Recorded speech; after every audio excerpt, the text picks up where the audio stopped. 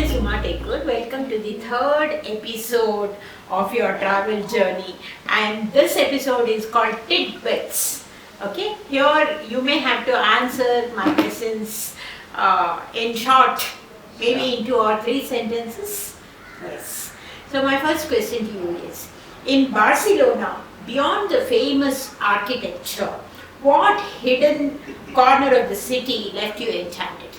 I stumbled upon the Desi neighborhood in Barcelona, where the Indians, Pakistanis, Bangladeshis, Sri Lankans live together. So that was a surprise to me, and that left me really happy. Wow, that's a wonderful experience. Like, you must have gone to see the architecture, and you stumbled upon something else. Yes. What's the most surreal experience you have had while traveling in a remote location? This would have to be in Russia, in Siberia. So I went to this very spiritual place called Cape Burkhanka. Okay. So it is like our Tirupati here. Okay. But it is for Siberian shamans. Okay. So they haven't constructed a temple, nothing of the sort. It is a small hillock which is open to nature. So it also has a deep spiritual significance. So visiting that place, left me quite surprised and happy also. That was beautiful because the world is full of magic, I can say. Yes. Without a temple, you had seen you had gained some spiritual experience there. Yeah. So, can you share a moment when you felt a deep spiritual connection to a place you visited? Very surprisingly, it was in our own India, in Gujarat. In Dwarka.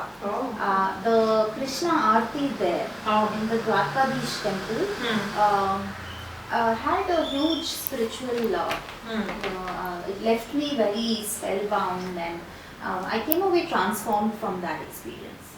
Oh, that was wonderful. Even I had been to Dwarka and I had the similar experience. Beautiful. Very beautiful. What's the most unusual mode of transportation you have used on your travels, and where was it? There are a few. I think one would be the bamboo train in Cambodia, in a place called Battambang. Then I really enjoyed all my travels within Vancouver. Okay. Even though the mode of transportation was not unusual, because of the island, and the way it is placed, you take a boat, then you take a catamaran, then you take the metro, then you take a bus to reach somewhere. Okay. So you use multiple modes of transport to get from one point to the other because of the way that city is designed. So that was a wonderful experience, I can say, Suma, because traveling in different modes and different vehicles must have given you a wonderful experience. Yeah. Very sure. So, next question to you is: have you ever found yourself in a situation where you had to rely entirely on the kindness of a stranger? And really, what happened? Yes. Again, there have been several such situations. Yes. Usually, in most places, every time I get off the airport, you're always relying on an unknown taxi driver to take you, to the city.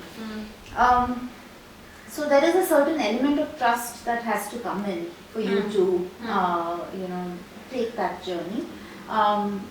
There have been several instances where I've had to rely on people, but there's one instance which I want to talk about, which happened in a small town called Sludyanka in Russia, and I got off the train at 6 p.m. and it was because it was already dark by then and it was snowing a little bit. There were not many people on the roads, all the shops were closed, and I was not able to reach my guest house person on the phone. I was completely lost.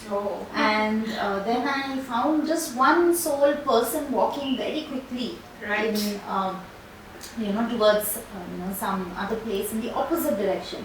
I stopped him and he didn't know English, I didn't know Russian, but we somehow communicated through Google Translate, and I asked him for the directions to that place, and he dropped where he was going and he took me and he dropped me to the guest house. So, that is the kindness of a stranger that helped me reach my destination. That is really exhilarating, I can say, because you have met a stranger and that stranger, and you had to translate via Google also, and you travel to find places, but you lose yourselves there. So that is one of the very interesting experiences you have gained. What was the most interesting conversation that has taken place with a fellow traveler? There have been many, but I think one person that I met and really enjoyed talking to was someone that I met in Rome, in Italy, and she is someone I'm still in touch with, and we've become very good friends over the years, and she's Australian, so I got many glimpses into Australian culture through her, and we met again also when she visited India in 2019. So even the world is so vast, it is very small, we can say. You met again, and that is a wonderful experience, I can say. Suma, describe a time when nature left you in awe during your travels. Oh, there are so many again. But I would pick this time, I think, Vietnam. Okay. I would pick Sapa Valley. I would pick even Halong Bay, which is a beautiful, beautiful place. It's a bay. It's a bay, and it has these limestone structures sticking out of the water. Okay. And so you go on a boat, and I stayed overnight on the boat in this to experience this. The bay. I think a walk in the nature will really give such experience that will make you more spiritual and make you profound, and we admire the beauty of the nature, you see. Have you ever experienced a moment of serendipity that changed the course of your journey? Yes. So there are many. There are many times when I meet someone, they tell me about something else, and I drop what I was doing and I go to see that other place. So there have been several like that. But I think I would like to maybe talk about Barcelona, because I met several people, when I visited there, and they showed me different parts of the city, which showed me the city in a new light beyond the travel books. Like, for example, someone showed me the place where Pablo Picasso, the artist, would hang out in Barcelona. So it felt very surreal to be there, in that cafe where he used to frequent for coffee and meet other artists there, like Gaudi and other artists of that era. They all used to gather there. That was very nice. Yeah, I think meeting painters of olden times, you must have gone into a nostalgic feeling also, getting acquainted with those painters. So what's the most memorable meal you have had in an unexpected? This, I would say, in Battambang in Cambodia, I had the sticky bamboo rice straight off the side of the road. Okay, so they kind of stuff a bamboo shoot with rice and some flavors, and they roast it on an open fire or on the coal. Okay. Actually, on the coal, and it gets the raw flavor of the bamboo and of the coal. Now they have started offering it in our hotels also. But there bamboo palau and I things like that. had it off the side of the road, and I opened it, and that was very unique to me at the time. Yes. So, which travel destination challenged your perceptions and how did it change you? I think it would be Russia again, because it was a very unfamiliar place to me, and I realized that some of the things that we do know about Russians can be true, because they are quite standoffish, they are quite brusque, they're not that friendly. Until then I had only traveled to places where people tend to reply, or they tend to be friendly. Okay. So that really questioned the idea that I had about people in general. But because I spent 1 month, I got to know that country a little deeper, and I met a lot more people. So maybe you learned the language also? A little bit. I know the script, so I can read it.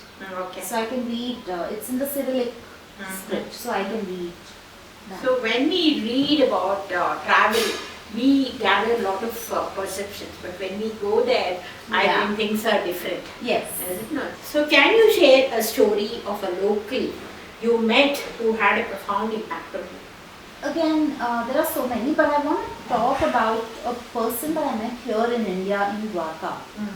I met a young, 19, 20-year-old boy, a man, who had his own travel agency.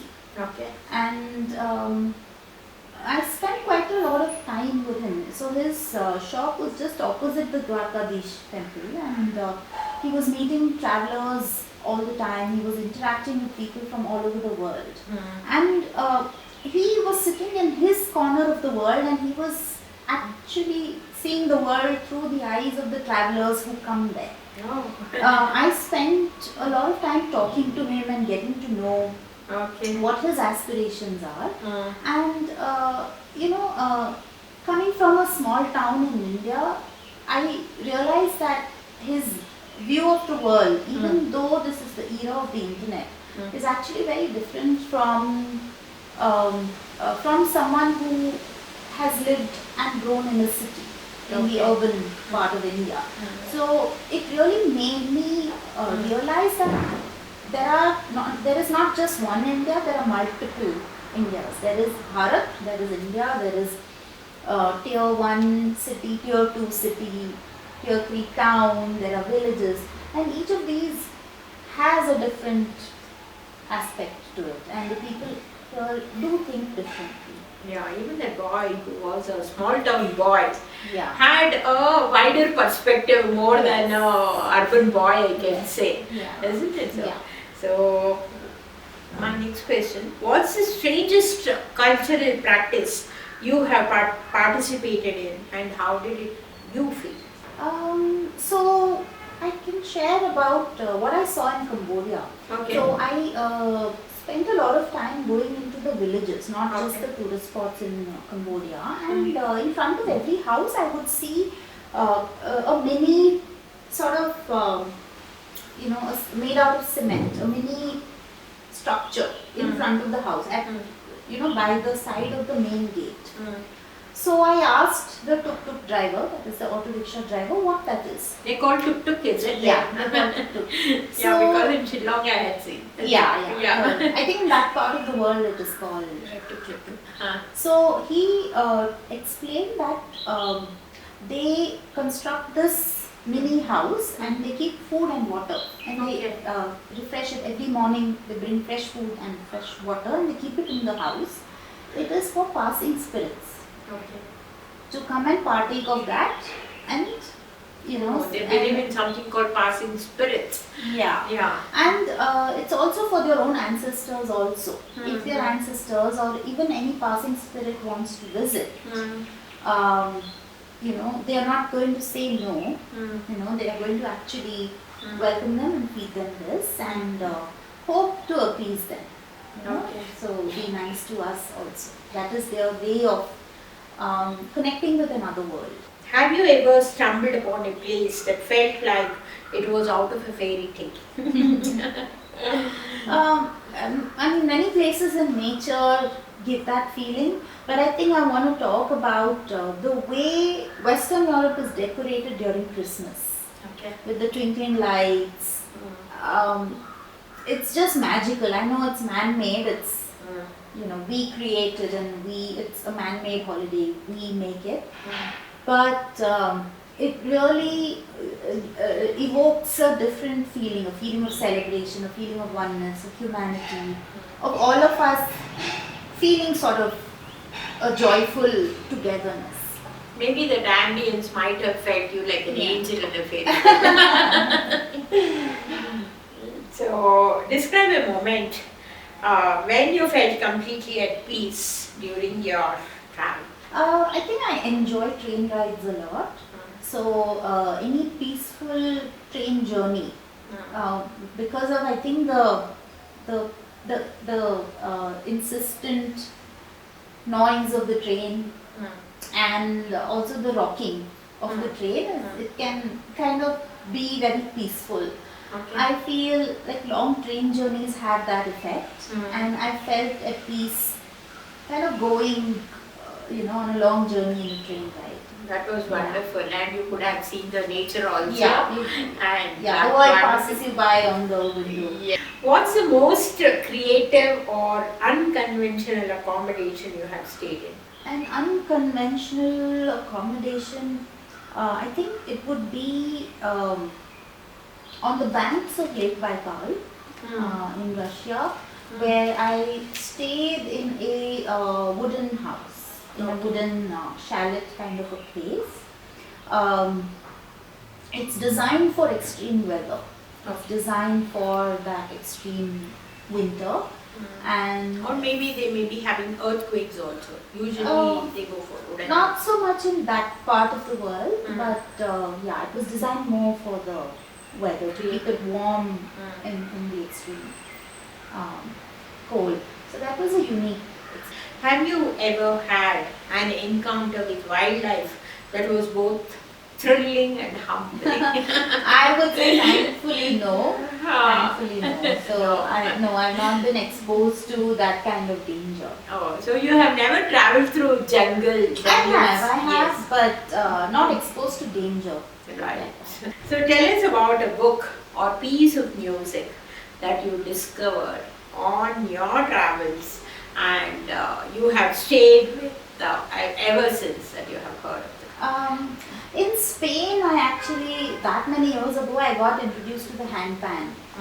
And I saw some buskers. Buskers are the street musicians. They play on the street sides and metro stations.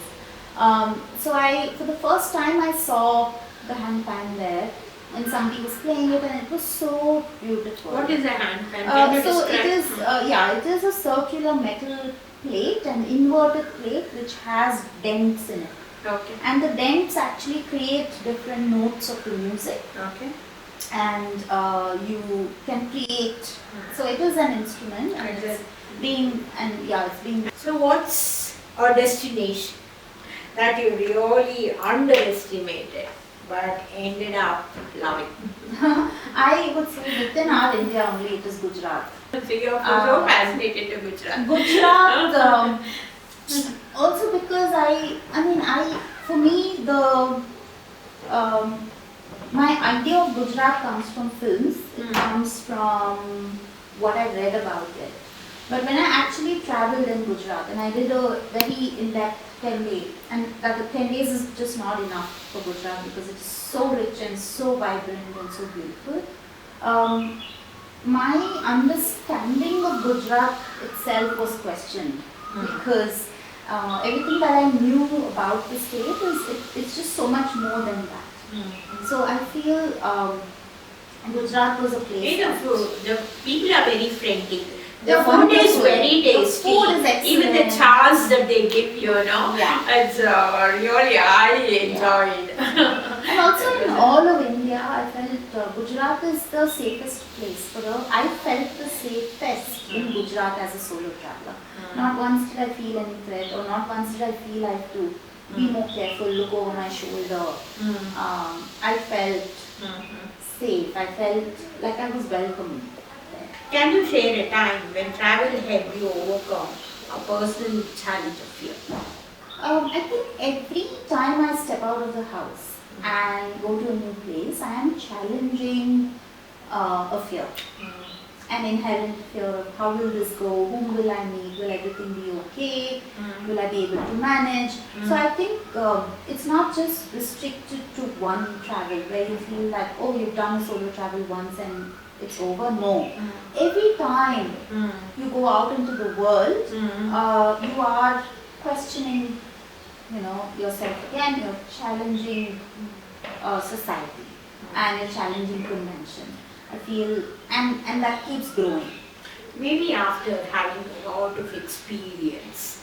Okay, and you will be well prepared, and even then I think the challenges are there and the fear is inherent. Yeah. Yes. Because see, some things like safety, you can't take it for granted. Correct. You can't say, oh, I've traveled 10 years solo now. I don't have to take safety measures. No, you still have to take safety measures. Every time you travel, you have to take. Yes. So that never goes away. Yeah. Only you become a pro at taking safety measures. Yeah. That, so you know what to do, you know how to keep safe, you know how to research a place better, you know whom to talk to, whom not to talk to. You kind of build that resilience, you build that strength. Yes. That's what comes from practice. Thank you, Sumaa. We had a wonderful interaction, I can say. Though I asked you questions offhand, you answered it so well. And it was a lovely, lovely experience talking to you and knowing more about your travel, the experiences, and you interacting with many cultures, many people, and many countries. Was a wonderful, wonderful insights to the audience. Thank you so much. Thank you so much for having me. It was a pleasure interacting with you and sharing all my experiences, and your questions were very well thought out. Thank you. It was a pleasure. Thank you.